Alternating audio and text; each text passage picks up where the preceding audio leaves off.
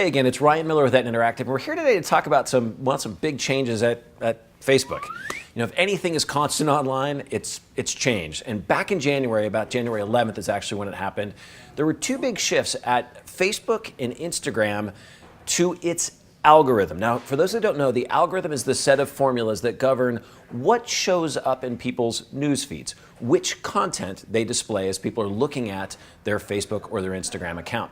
Now, if you care to read the quote here from Mark Zuckerberg, he basically said this, that all of the content coming from businesses, the videos, the posts, the advertisements, were effectively degrading the experience for their users. So he's told his product team, okay guys, back to the drawing board. We need to build a product that encourages more human-to-human interaction. So let's translate that for your practice, and it basically means this. It's going to be harder for you, in fact, next to impossible for you, to get your post content seen by users on Facebook if you're not advertising.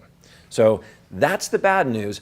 The good news is if you've been following best practices, you're probably in an okay place to continue to succeed with social media. So let's highlight what this means for you today. Now, our advice that's important for us to note here, our advice in terms of what are the best things that you can do with social media is largely unchanged, with maybe just a few additions to what we recommend.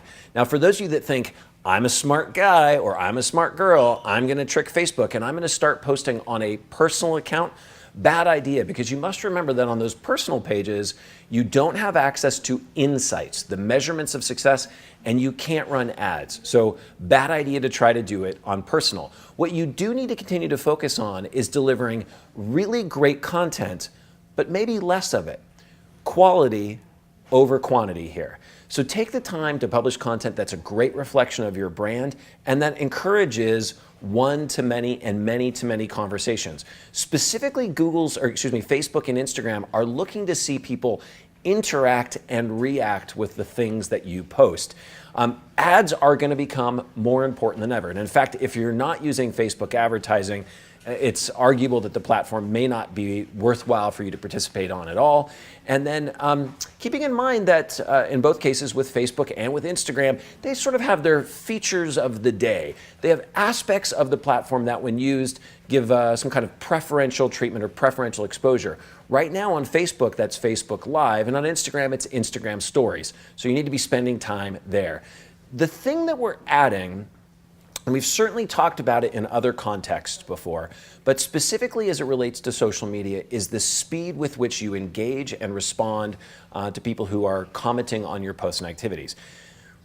One of my colleagues actually said it best here. What they're looking for are businesses that behave more like people.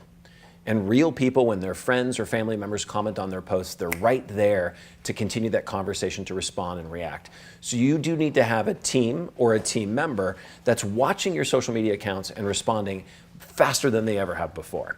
Let's talk a little bit about some speculation about what this means for the long term. Now, I don't think I'm going too far out on a limb to say that we expect ad prices on social media to climb.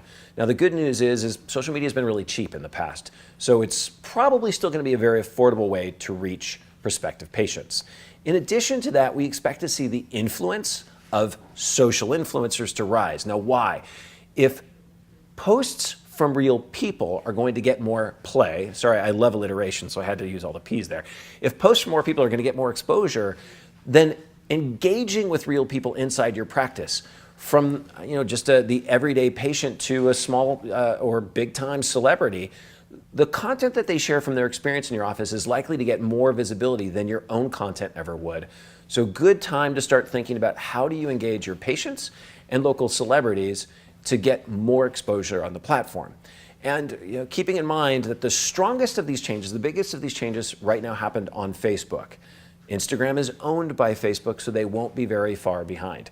So expect to see more of these changes gradually easing their way into how Instagram works as well. So that's it. That's where we are right now with Facebook and with Instagram. If you do want to learn more, you know the routine. You can follow us on our newsletter. You can reach us still on Facebook and email me directly if you have any questions at all. Thank you for tuning in today.